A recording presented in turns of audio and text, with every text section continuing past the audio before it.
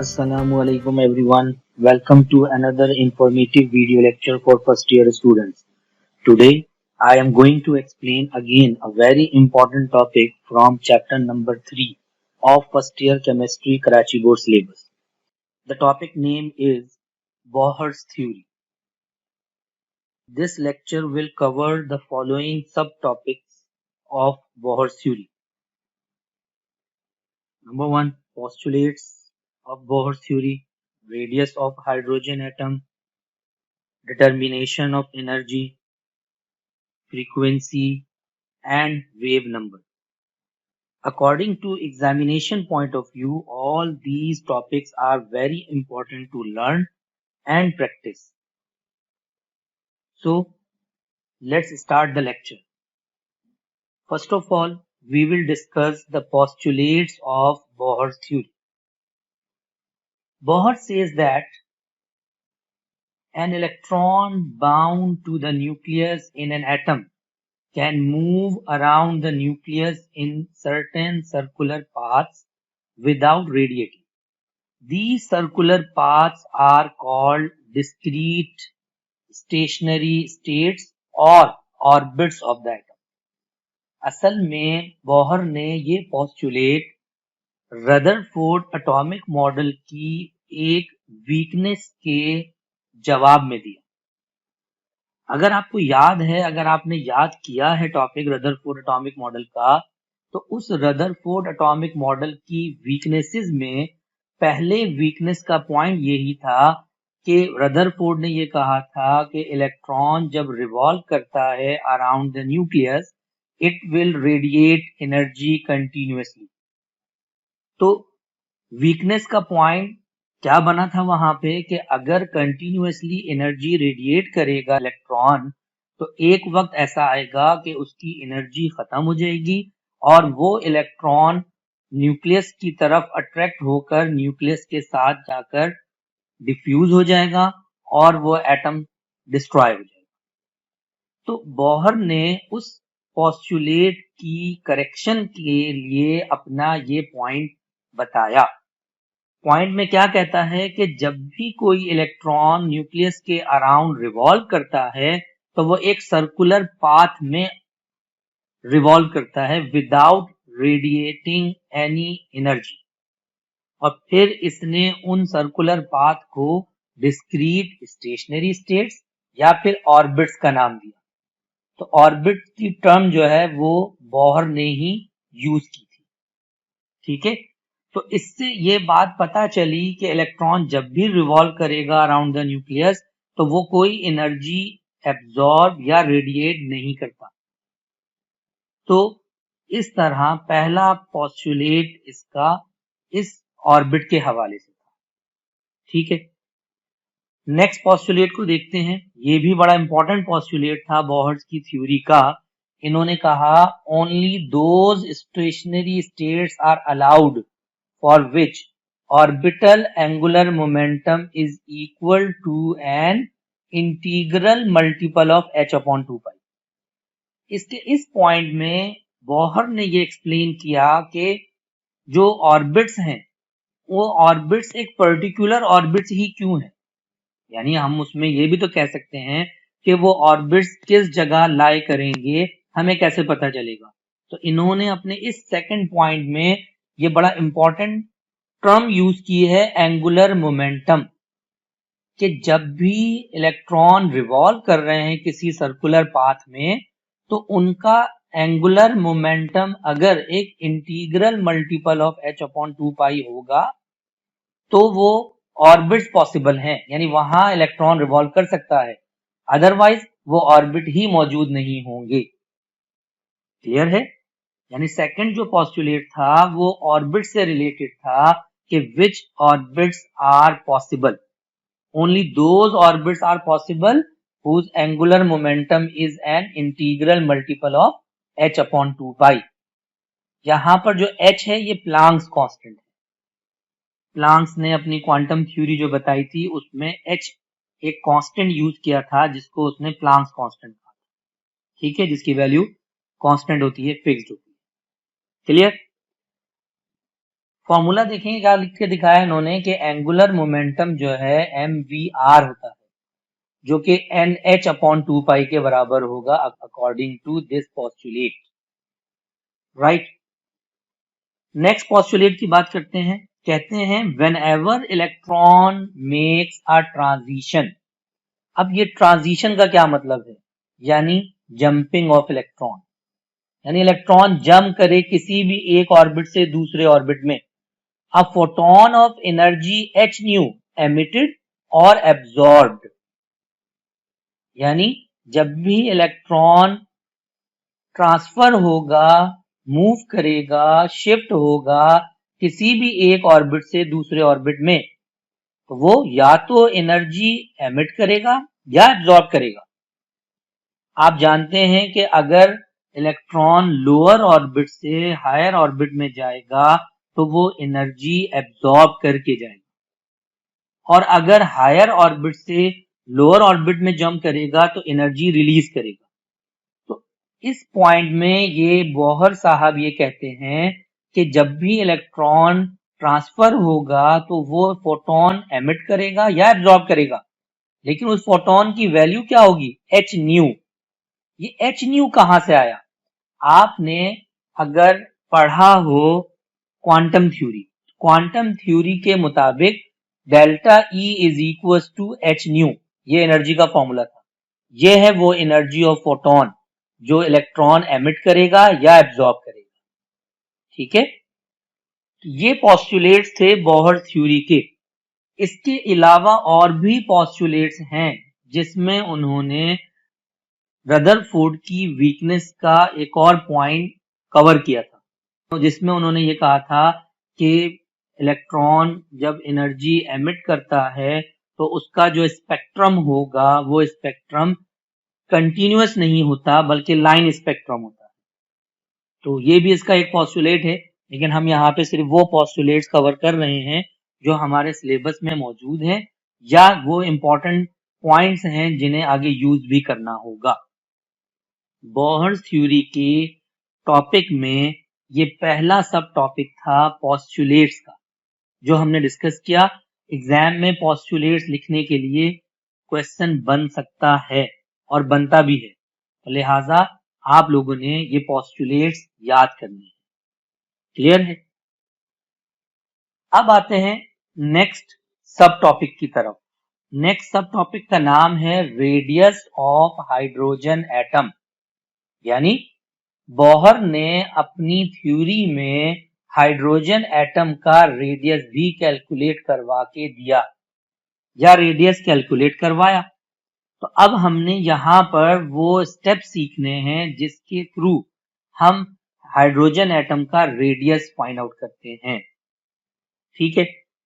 कुछ सपोजिशन है क्या कि hydrogen atom consist of a single electron revolving around a single positively charge nucleus, ठीक।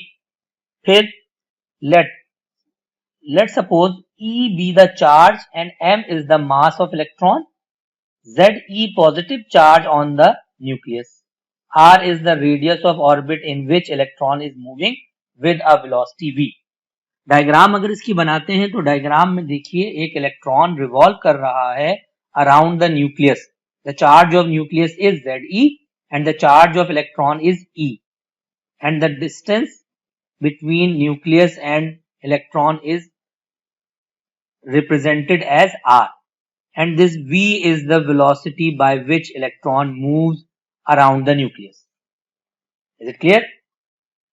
After doing these suppositions, हम ये कहते हैं कि जब भी इलेक्ट्रॉन रिवॉल्व कर रहा होगा around the nucleus in a circular path, तो there will be some forces acting on it, जिसमें कौन कौन सी फोर्स हो सकती हैं। सबसे पहले देखिए इलेक्ट्रॉन पर होता है नेगेटिव चार्ज, इलेक्ट्रॉन पर नेगेटिव चार्ज होता है और न्यूक्लियस पर चार्ज है positive Ze, so there will be a force of attraction which is named as electrostatic force of attraction। फिर in this case the centripetal force is due to the electrostatic force between the nucleus and electron, मतलब यहाँ जो force of attraction है वो actually centripetal force के तौर पर act कर रही होगी। क्लियर है? फिर एक और फोर्स भी होगी, वो क्या? Centrifugal force. आप जानते हैं कि सेंट्रीफ्यूगल फोर्स का फॉर्मूला भी mv² होता है, जो सेंट्रीपिटल फोर्स का भी होता है। फर्क यह है कि सेंट्रीफ्यूगल फोर्स जो है वो एक रिएक्शन फोर्स है सेंट्रीपिटल फोर्स की, तो इसलिए फॉर्मूला सेम होता है, मैग्नीट्यूड सेम होती है फॉर्मूले की, mv²r। क्लियर है? फिर अगर इलेक्ट्रॉन रिवॉल्व कर रहा है अराउंड द न्यूक्लियस तो क्या होगा? Centripetal force will be equals to centrifugal force. ठीक है, सेंट्रीपिटल फोर्स का फॉर्मूला देखें यहां पे क्या यूज किया है, ZE/E/r²। ये फॉर्मूला कहां से आया? ये formula actually electrostatic force of attraction और रिपल्जन का है, जो आपने कूलम्स लॉ में पढ़ा था। बस फर्क ये है कि वहां पर के कांस्टेंट यूज किया गया था, जो कि कूलम्स के कांस्टेंट के तौर पर इस्तेमाल होता था। यहां पर वो के यूज नहीं किया, बस ZE चार्ज है एक न्यूक्लियस का और E चार्ज है एक इलेक्ट्रॉन का, तो इस तरह चार्जेस को मल्टीप्लाई करके डिस्टेंस के स्क्वायर से डिवाइड कर दिया। तो ये वही कूलम्स लॉ से बनाया हुआ फोर्स ऑफ अट्रैक्शन का फॉर्मूला है, जो कि सेंट्रीपिटल फोर्स के तौर पर एक्ट कर रहा है। mv²r centrifugal force. ठीक है, आप देख रहे हैं कि r से एक पावर कैंसिल आउट हो जाएगी, तो आपके पास नेक्स्ट स्टेप में देखें वैल्यू क्या बनी, ZE²r is equal to mv²। Clear है? इसे हमने इक्वेशन नंबर 1 कह दिया। आगे हमने क्या किया? आगे हमने बोहर्स का एक पोस्टुलेट यूज करना है।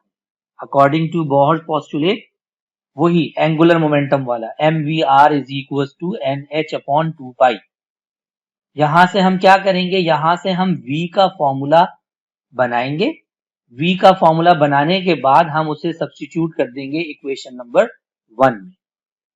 ठीक है, चलिए देखते हैं नेक्स्ट स्टेप में हमने क्या किया। नेक्स्ट स्टेप में हमने v का फॉर्मूला बनाया nh/2πrn, और फिर हमने इसे इक्वेशन 1 में पुट कर दिया। देखिए इक्वेशन 1 क्या थी, ZE²r is equal to mv²। तो v की जगह पर हमने v की इक्वेशन पुट कर दी। आगे सॉल्व किया, स्क्वायरिंग ओपन करने के बाद आपने देखा कि r से r कैंसिल आउट हो जाएगा एक, और m से m की एक पावर कैंसिल आउट हो जाएगी। अगले स्टेप में आप देखें हमारे पास जो अगला स्टेप बनेगा, उस अगले स्टेप में हमने देखा कि r का फॉर्मूला ड्राइव हो गया यहां से n²h²/4π² mZE²। देखिए यहाँ पे m की एक पावर कैंसिल आउट हो गई और r यहां से हट के उधर शिफ्ट कर दिया हमने, ZE² को राइट साइड पे शिफ्ट करके डिनोमिनेटर में भेज दिया। तो फॉर्मूला r का कुछ इस तरह ड्राइव होकर आ गया। अब इस पूरे r के फॉर्मूले में आप देखिए हमारे पास कुछ कांस्टेंट वैल्यूज हैं। वो क्या? n की वैल्यू देखें 1, क्यों? हाइड्रोजन एटम है, फर्स्ट ऑर्बिट है उसका, इसलिए 1। z की वैल्यू 1, अगेन हाइड्रोजन है, उसका एटॉमिक नंबर 1 होता है।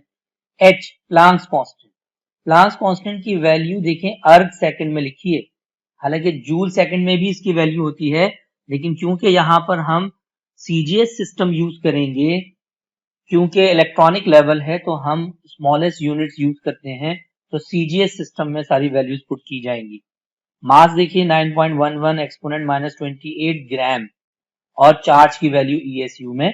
हमने ये सारी वैल्यूज जब पुट करी इस इक्वेशन नंबर 2 में, तो हमारे पास आंसर आ गया R1 के नाम से 0.529 एक्सपोनेंट -8 सेंटीमीटर। ये जो 10 टू द पावर -8 सेंटीमीटर है, ये इलेक्ट्रॉनिक लेवल में एक और यूनिट के इक्विवेलेंट होता है, जिसे कहते हैं डिग्री एंगस्ट्रॉम। तो R1 की वैल्यू आ गई 0.529 डिग्री एंगस्ट्रॉम। ये एक्चुअली रेडियस ऑफ हाइड्रोजन की वैल्यू है। क्यों? क्योंकि हाइड्रोजन के एटम में एक ही ऑर्बिट था, तो उसका रेडियस हमने निकाला 0.529 डिग्री एंगस्ट्रॉम। आगे इन्होंने इसको फर्दर प्रोसीड किया, बस फर्दर प्रोसीड क्या किया इन्होंने कि अगर हम इस इक्वेशन नंबर 2 को इस तरह स्प्लिट करके लिख दें, यानी n स्क्वायर को अलहदा कर दिया यहां से, बाकी वैल्यू एज इट इज लिख दी। अब अगर हम इन सारी वैल्यूज को पुट करके आंसर निकालें तो वही आंसर आएगा जो ये R1 का आंसर आएगा। क्यों? R1 में हमने n की जगह पे 1 रखा था ना, हमने n को हटा दिया, तो जब n हटा दिया तो ये सारी ब्रैकेट वाली वैल्यूज अगर हम सॉल्व करें तो हमारे पास आंसर यही आएगा 0.529 डिग्री एंगस्ट्रॉम। तो हमने क्या करा, इस पूरी ब्रैकेट की जगह पर R1 लिख दिया। ठीक है, जब R1 लिख दिया तो फॉर्मूला क्या बन गया, Rn is equal to n square R1। यहां पर ये जो फॉर्मूला हमने ड्राइव किया है, ये फॉर्मूला देखिए क्या कहता है, where R1 is called the radius of hydrogen atom or Bohr's radius and Rn is called the radius of nth orbit. By using this formula we can find radius of any orbit. ठीक है, इसलिए इसका नाम रखा है nth orbit का radius. ठीक है, तो जब भी हमारे पास क्वेश्चन आएगा रेडियस ऑफ हाइड्रोजन एटम को ड्राइव करने का, वैसे तो देखिए रेडियस ऑफ हाइड्रोजन एटम यहां ड्राइव हो चुका 0.529 डिग्री एंगस्ट्रॉम, मगर आगे के ये 2 स्टेप भी यहां करके बताने हैं ताकि हम ये बता सकें कि ये जो रेडियस हमने निकाला है nth ऑर्बिट का, हम किसी भी ऑर्बिट का रेडियस यहां से फाइंड आउट कर सकते हैं। Is it clear? तो ये एक टॉपिक और कंप्लीट हो गया जो कि रेडियस ऑफ हाइड्रोजन एटम से रिलेटेड था। चलिए नेक्स्ट टॉपिक की तरफ चलते हैं। नेक्स्ट टॉपिक है डिटर्मिनेशन ऑफ एनर्जी, यानी हमने उन इलेक्ट्रॉन की एनर्जी फाइंड करनी है जो रिवॉल्व कर रहा था अराउंड द न्यूक्लियस। हमने कुछ सपोजिशन की, the single electron of hydrogen atom with mass m revolves around the nucleus, so its kinetic energy is given by half mv square। आप जानते हैं कि इलेक्ट्रॉन जब रिवॉल्व कर रहा है तो उसकी काइनेटिक एनर्जी भी होगी और पोटेंशियल एनर्जी भी होगी। तो हमने जब टोटल एनर्जी फाइंड आउट करनी है तो काइनेटिक एनर्जी और पोटेंशियल एनर्जी दोनों कैलकुलेट करने के बाद उनको सम अप कर देना है। ठीक है, आइए one by one find out करते हैं। काइनेटिक एनर्जी का फॉर्मूला है हाफ mv स्क्वायर, हम और पोटेंशियल एनर्जी को फॉर्मूला लिखेंगे हम, the potential energy possessed due to the position of isolated electron from the nucleus at a distance r is given by this one। ये formula minus ZE square upon R, ये actually potential energy का formula derived है पहले से, हमने सिर्फ यहाँ पे इस फॉर्मूले को यूज करना है। ये कहलाता है इलेक्ट्रोस्टैटिक पोटेंशियल एनर्जी। ठीक है, आगे फर्दर क्या प्रोसीड किया उन्होंने, हमने कहा कि अगर हम टोटल एनर्जी कैलकुलेट करना चाहते हैं तो हम क्या करेंगे, टोटल एनर्जी जो है वो kinetic energy plus potential energy के बराबर होगी। अब हमने क्या करा, काइनेटिक एनर्जी का फॉर्मूला पुट कर दिया हाफ mv स्क्वायर और पोटेंशियल एनर्जी का फॉर्मूला था minus ZE square upon R। तो यहाँ प्लस के बजाय माइनस की साइन आ गई, इसको हमने इक्वेशन नंबर 1 का नाम दे दिया इस वक्त डिटर्मिनेशन ऑफ एनर्जी की हेडिंग में। Is it clear?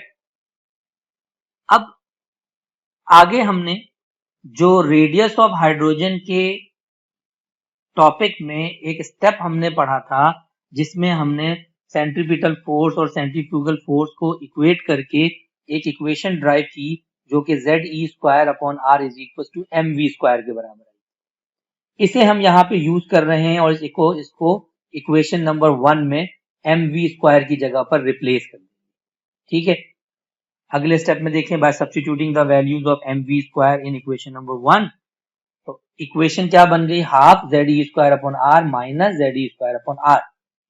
Bye taking LCM we get E is equals to minus ZE square upon 2R। यहां पर R अगेन रेडियस का सिंबल है, रेडियस हम पिछले टॉपिक में निकाल चुके थे। यहां पर हमने क्या करा, इसको इक्वेशन नंबर 2 कहकर रेडियस के फॉर्मूले को यहां पर पुट कर दिया इस इक्वेशन नंबर 2 में, जो कि हम ये निकाल चुके थे पहले, n square h square upon 4 square m ZE square. इसे हमने इक्वेशन नंबर 2 में इस जगह पुट कर दिया R की जगह पे। तो देखिए जब हमने सब्स्टिट्यूट किया तो minus ZE square upon 2R, R की जगह हमने ये ब्रैकेट में वैल्यू पुट कर दी, सॉल्व किया, सॉल्व करने के बाद आप जानते हैं कि जो इक्वेशन बनेगी वो -2π² mz² e⁴ divided by n² h²। अब देखिए 2 से 4 को कैंसिल आउट किया, 2⁴, बाकी ये सारी डिनोमिनेटर वाली वैल्यू जब ऊपर जाएगी तो इस ze² से मल्टीप्लाई हो जाएगी। तो 2π² m as it is z² e⁴ divided by n² h²। इस तरह एनर्जी का ये फॉर्मूला हमने ड्राइव किया, टोटल एनर्जी निकालने का फॉर्मूला बना kinetic energy plus potential energy को सॉल्व करने के बाद। This is the expression of energy of an electron in any orbit. Clear है? यहां पर जो n है वो n नंबर ऑफ ऑर्बिट को रिप्रेजेंट कर रहा है। ये था एनर्जी को डिटरमाइन करने का टॉपिक। उम्मीद है समझ आ गया होगा। नेक्स्ट टॉपिक की तरफ चलते हैं, फ्रीक्वेंसी, एक्सप्रेशन फॉर फ्रीक्वेंसी। अब फ्रीक्वेंसी को फाइंड आउट करने के लिए देखिए हमने यहां पर कुछ स्टेटमेंट्स लिखी हैं, मैं रीड कर देता हूं। When an atom or gas is electrically heated, its electron jump to higher orbit. In this state, it is said to be excited. ठीक है? The excited state is unstable. Electron has to come back to original ground level by radiating energy. अब यानी electron जब वापस ground level पर आएगा तो energy radiate करेगा equal to the difference of energies of excited and ground state. ये जो जुमला लिखा था ये वही फॉलो किया गया है जो आपने बोहर के पोस्टुलेट में भी ये फॉर्मूला देखा था, delta E is equal to h nu. Delta E क्या है? Difference of energies of excited and ground state. ठीक, अब हमने उस डेल्टा E को जब ओपन किया तो final minus initial E2 minus E1 या higher minus lower orbit is equal to h nu. यहाँ जो ये न्यू है ये फ्रीक्वेंसी का सिंबल है, हमने यहाँ पे इस न्यू की एक्सप्रेशन को ड्राइव करना है। ठीक है, अब ये E2 और E1 कहां से आएंगे? अगेन प्रीवियस टॉपिक में हमने एनर्जी के फॉर्मूले को ड्राइव किया। अब E2 क्या है और E1 क्या है? E2 हायर ऑर्बिट है, एनर्जी लेवल है, E1 लोअर एनर्जी लेवल है। तो हमने क्या करा, इसे इक्वेशन नंबर 3 कहकर E1 और E2 का फॉर्मूला लिखा। कहां से? वही जो प्रीवियस इक्वेशन में हमने एनर्जी का फॉर्मूला ड्राइव किया था। देखिए E1 के लिए फॉर्मूला क्या बना? -2π² mz² e⁴ divided bye n1² into h²। तो देखें E1 है, यहाँ n1 आएगा, E2 है, यहाँ पर n2 आएगा। क्लियर? अब हम क्या करेंगे अगले स्टेप में, इस इक्वेशन नंबर 3 में E2 की जगह पे E2 की वैल्यू रिप्लेस करेंगे और E1 की जगह पे E1 की वैल्यू रिप्लेस करेंगे, h new age it is रहेगा। ठीक, देखिए नेक्स्ट स्टेप में हमने क्या किया, नेक्स्ट स्टेप में हमने सब्स्टिट्यूट की वैल्यूज E1 और E2 की इक्वेशन नंबर 3 में, यहां पर हमने ये सब्स्टिट्यूट करके दिखा दिया, E2 minus E1 is equal to h nu. Bracket open करेंगे, ये माइनस माइनस मल्टीप्लाई होकर प्लस आ जाएगा, प्लस की वैल्यू जब ये बन जाएगी तो हम इसको अरेंज करके लिख देंगे, प्लस वाली वैल्यू पहले, माइनस वाली वैल्यू बाद में। तो देखिए अगले स्टेप में क्या किया, n1 वाली वैल्यू जो प्लस में आई थी वो पहले लिख दी, n2 वाली वैल्यू माइनस में लिख दिया आगे, h new age it is. It clear? सिर्फ यहां पर हमने पॉजिटिव वैल्यू को पहले और नेगेटिव वैल्यू को बाद में शिफ्ट करके लिखा है बस। फिर अगले स्टेप में क्या होगा, बहुत सारी टर्म यहाँ पे कॉमन है, जब हमने वो कॉमन ली 2π² mz² e⁴ divided bye h², तो हमारे पास क्या वैल्यूज बची, 1/n1² minus 1/n2² is equal to h। ठीक, हमें क्या फाइंड करना है, हमें तो फ्रीक्वेंसी फाइंड करनी है न्यू। h को शिफ्ट कर दें लेफ्ट साइड पर, h जब लेफ्ट साइड पे शिफ्ट होगा तो इस h² से मल्टीप्लाई होके h³ बन जाएगा। ये हमारे पास एक फॉर्मूला ड्राइव होकर आ गया फ्रीक्वेंसी को कैलकुलेट करने का। So this is the expression for frequency of emitted wave और फोटोन therein, यानी वो फोटोन जो एमिट हो रहा होगा उसका जो एनर्जी की वजह से फ्रीक्वेंसी होगी, ये उसको कैलकुलेट करने का फॉर्मूला। ठीक है, is that clear? I hope ये टॉपिक भी समझ आ गया होगा, फ्रीक्वेंसी को कैलकुलेट करने का तरीका क्या होगा। आइए अब नेक्स्ट टॉपिक की तरफ चलते हैं जिसका नाम है wave number. Expression for wave number. Frequency तो फिर भी नाम सुना हुआ था, ये वेव नंबर हमने नहीं सुना हुआ पहले, तो पहले हम इसे डिफाइन करते हैं, फिर आगे इसको ड्राइव करेंगे इसकी इक्वेशन। डेफिनेशन क्या कहती है? Number of waves per unit distance is called wave number, यानी number of waves per unit distance is called wave number and it is represented by nu bar. Nu frequency का symbol था, उसके ऊपर जब bar लगा देंगे तो it will become wave number. ठीक है, तो पहले हमने डिफाइन कर दिया। अब ये वेव नंबर का फॉर्मूला बनेगा कैसे, स्टार्ट कहां से लें?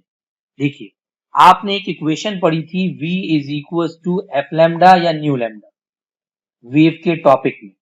ठीक है, v is equal to f lambda. Speed of wave निकालने का फॉर्मूला है v is equal to nu lambda या एफ लैम्डा, दोनों कह सकते हैं। जब इस लैम्डा वेवलेंथ को हम शिफ्ट करें लेफ्ट साइड पर, तो ये डिवाइड में आ जाएगा, यानी ये बन जाएगा v इंटू 1/लैम्डा इज इक्वल टू न्यू।